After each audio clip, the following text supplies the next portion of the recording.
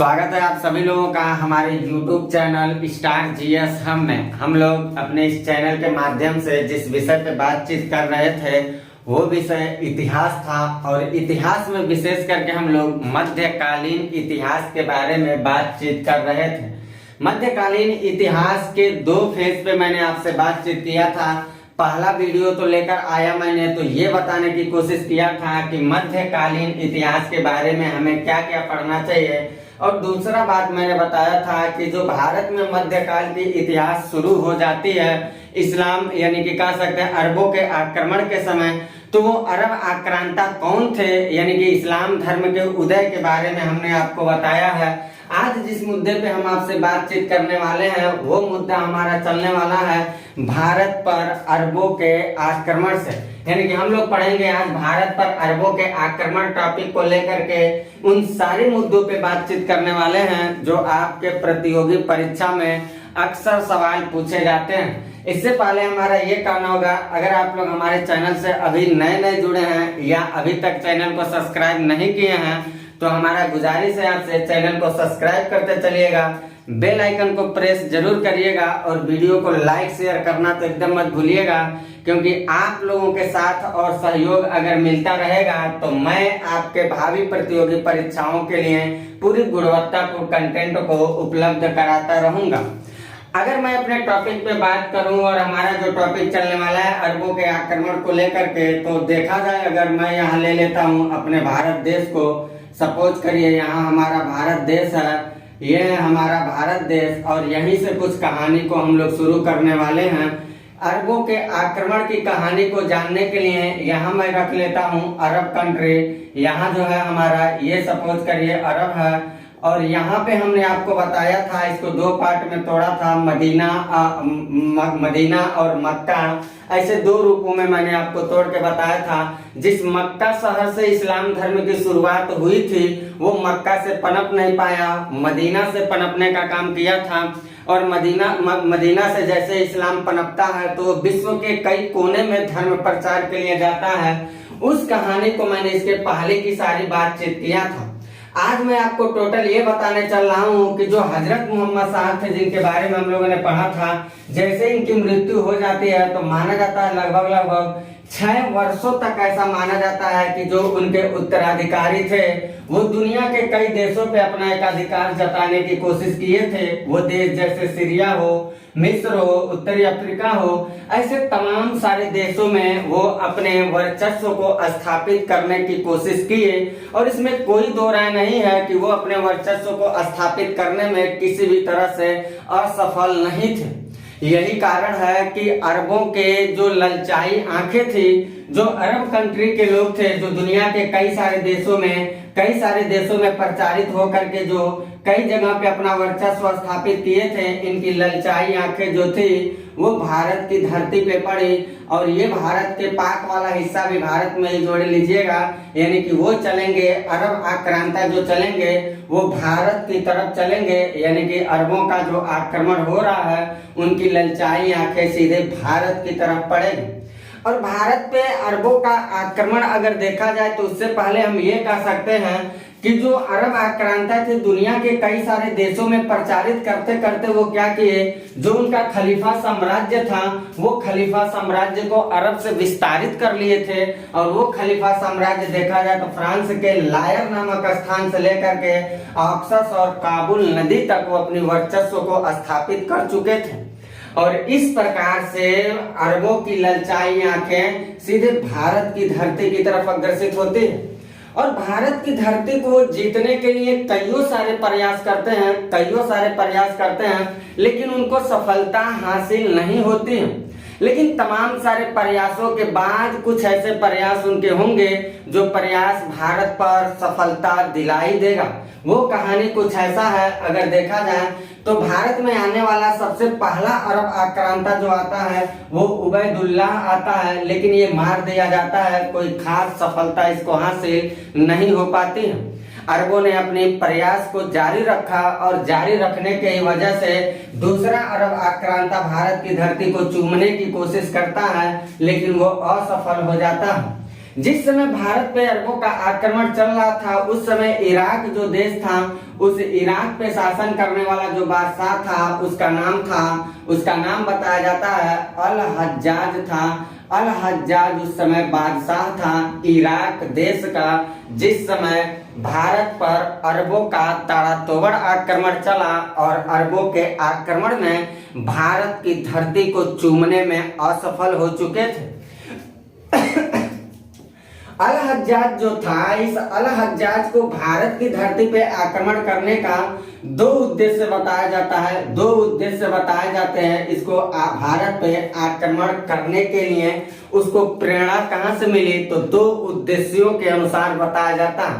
पहला उद्देश्य तो अल हज्जाज का ये था कि भारत जैसे एक संपन्न देश की शक्ति को हमें क्या करना है, लूट करके खोखला कर देना है। और दूसरा उद्देश्य ये बताया जाता है कि जो सिंध देश था, इस सिंध पे उस समय शासन करने वाला भारतीय एक शासक था। सिंध का जो शासक उस समय था, सिंध का शासक, वो देखा जाए तो वो दाहिर था। यानी कि जिस समय ये आक्रमण चल रहा है, उस समय भारत में सिंध पे शासन करने वाला जो शासक था वो दाहिर था। ये दाहिर के क्षेत्र में इराक के शासक जो अल हज्जाज थे, इसके कुछ जहाज आए थे, ऐसा बताया जाता है इतिहास के अनुसार। और उन जहाजों को सिंध के क्षेत्रों में लुटेरों के द्वारा लूट लिया गया था। अल हज्जाज ने सिंध के शासक दाहिर से इस बात को जताने की कोशिश किया कि आपके क्षेत्र में, आपके भौगोलिक सीमा के अंदर लुटेरों के द्वारा हमारे जहाज को लूट लिया गया है, आप उन लुटेरों को सजा दीजिए। लेकिन दाहिर इस बात को सुन करके कोई विशेष प्रकार से देखा जाए तो समर्थन नहीं दिया। यानी कि कुल मिला के ये कहा जा सकता है कि दाहिर ने अल हज्जाज की बातों पर असमर्थता जताने की कोशिश किया था। यही कारण है कि दाहिर की असमर्थता को देख करके अल हज्जाज जो था वो भारत को संपन्न रूप से लूटने के पूरी प्रयास किया था। उसका दो उद्देश्य था, पहला भारत की धरती को लूटना और दूसरा उसके द्वारा जो जहाज लूटे गए थे उस जहाज की मुआवजा भरने की बात किया था। लेकिन दाहिर जो था वो इस बात को बिल्कुल नाकार दिया। यही कारण है कि अल हज्जाज जो है वो अल हज्जाज अपने 17 वर्षीय दामाद और भतीजा दोनों कह सकते हैं, उसका भतीजा था जो दामाद के रूप में भी उसको स्वीकार करता है। उसका नाम बताया जाता है मोहम्मद बिन कासिम। मात्र 17 वर्ष का एक नौनिहाल था। इस मासूम बच्चे 17 वर्ष के लड़के के नेतृत्व में अल हज्जाज क्या करता है, भारत की तरफ तुरंत आक्रमण करने के लिए उसके नेतृत्व में सेना भेज देता है। और मोहम्मद बिन कासिम के नेतृत्व में जो सेना आती है वो एक युद्ध नहीं, दो युद्ध नहीं, कई सारा युद्ध करती है। लेकिन उन तमाम सारे युद्धों में जो एक युद्ध हुआ था, उस युद्ध का नाम बताया जाता है, जिसको याद रखना आपको बहुत जरूरी है। रावौर का युद्ध हुआ था। ये रावौर का युद्ध चला था 712 ईस्वी के आसपास। ये रावौर का युद्ध चला था और 712 ईस्वी के आसपास बताया जाता है कि जो मोहम्मद बिन कासिम था, ये मोहम्मद बिन कासिम जो था, ये कासिम सिंध के शासक दाहिर पे क्या करता है, अपनी विजय संपन्न घोषित कर लेता है। यानी कि वो विजयी घोषित हो जाता है। यानी कि भारत पे देखा जाए तो अरबों ने जो आक्रमण किया था वो कई सारे अरब आक्रांताओं के आगमन असफल हो जाते हैं, जैसे उबैदुल्ला, बुदैल, ऐसे तमाम सारे अरब आक्रांता असफल हो जाते हैं। और उनके असफलता के बाद जो मोहम्मद बिन कासिम 712 ईस्वी के आसपास अटैक कर रहा है, ये भी कई सारा युद्ध करता है लेकिन इसको सफलता हासिल नहीं होती है। लेकिन 711-12 के आसपास में देखा जाए तो 712 में जाकर के वो रावौर का युद्ध करता है और उस रावौर के युद्ध में सिंध का जो शासक था दाहिर, इस सिंध के शासक दाहिर को क्या करता है, परास्त कर देता है। यानी कि भारत की धरती को रौंदने के लिए मोहम्मद बिन कासिम तैयार हो गया। यानी कि ये बात अब क्लियर हो गया कि उत्तरवर्ती क्षेत्रों में शासन करने वाले सिंध का एक ताकतवर शासक दाहिर की सत्ता जो थी, वो दाहिर की सत्ता को उखाड़ फेंकने में मोहम्मद बिन कासिम ने पूरी तौर तरीके से अपनी विजयी को हासिल कर चुका था। और इस बात को बताने के लिए बताया जाता है, एक फारसी ग्रंथ मिलता है जिसका नाम चचनामा है। इस फारसी ग्रंथ चचनामा में अरबों के द्वारा सिंध को जीत लिया गया, इस बात की जानकारी दी गई है। यानी इसी पुस्तक के माध्यम से बताया जाता है कि अरबों ने आया और भारत के सिंध के शासक दाहिर को परास्त करके भारत पे अपना एकाधिकार करने की कोशिश किया था। लेकिन याद रखिएगा, अरबों के आक्रमण का जो उद्देश्य था वो ये कहीं नहीं था कि हमें भारत में एक विशाल साम्राज्य बनाना है। इस इंटेंशन से अरबों ने आक्रमण किया ही नहीं था।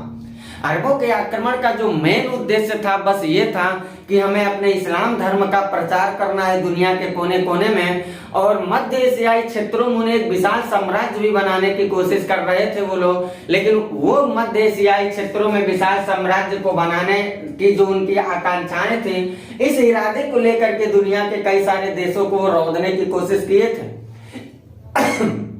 भारत को रौंदने के लिए उनके पीछे जो उद्देश्य रखा गया था वो दो उद्देश्य था। एक उद्देश्य ये था कि भारत में हमें धन दौलत लूटना है, और दूसरा उद्देश्य ये था कि हमें इस्लाम धर्म का भारत में प्रचार करना है। इन दो उद्देश्यों को लेकर के अरबों ने जो आक्रमण किया था उसमें पूरी तौर तरीके से उनको सफलता हासिल हो गई थी।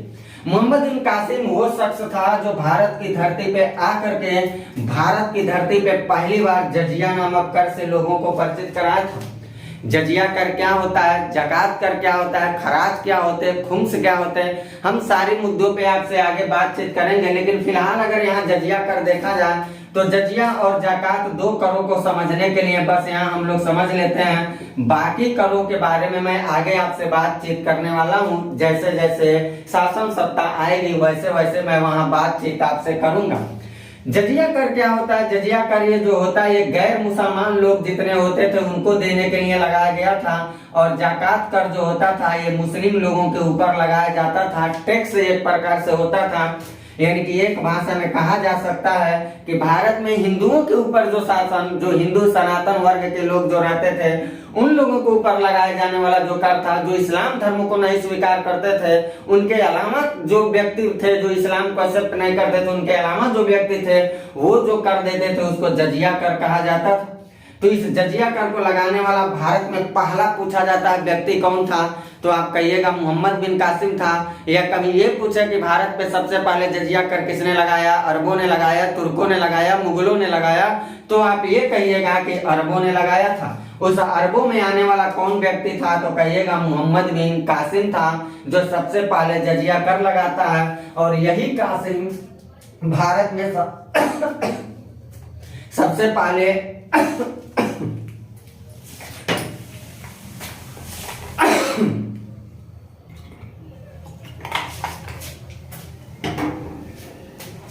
भारत में सबसे पहले आपको याद रखना है नहरों का निर्माण भी इसने ही करवाया था।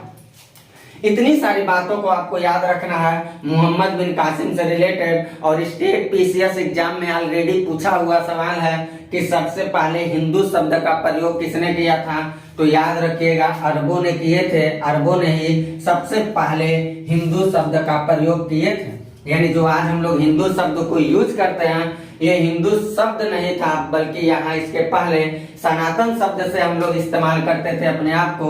इस हिंदू शब्द को अगर देखा जाए तो सबसे पहले अरबों ने दिया था। यानी कि हिंदू शब्द की उत्पत्ति सबसे पहले अरबों के द्वारा हुई थी, क्योंकि यहाँ से जो सिंधु नदी निकल रही है, ये सिंधु नदी जो निकल रही है इस सिंधु नदी के ही तटवर्ती क्षेत्रों पे वाह कर रहे थे। और हिंदी आप पढ़ते होंगे तो हिंदी का मास्टर आपको बताएगा वो शौक को क्या करते थे, शौक का जो उच्चारण करते थे वो ह से करते थे, और ध का उच्चारण वो लोग द से करते थे। और सिंधु से क्या किया उन लोगों ने, सिंधु से धीरे धीरे हिंदू शब्द का उत्पत्ति धीरे धीरे, हिंदू शब्द का अगर उत्पत्ति देखा जाए तो धीरे धीरे इसे सिंधु शब्द से ही आया है। जो अरबों ने शौक को ह से उच्चारित करके इन शब्दों को लाया है। यानी कह सकते हैं कि हिंदू शब्द का सबसे पहला प्रयोग किसने किया था, तो आप कहिएगा अरबों ने ही किया था। अरबों की एक और क्रियाशीलता आपको जानना है कि जो अरब आक्रांता भारत पे आए थे वो सबसे पहले भारतीयों से आकर के उन्होंने अंक को सीखा था, दशमलव को, और बहुत सारे गणित के सिद्धांतों को भी सीखने का उन लोगों ने काम किया था। अरबों के आक्रमण के साथ साथ उनके विदेशी वो जो आक्रांताएं थे उनके साथ साथ कुछ तुर्कों का भी आगमन हो चुका था।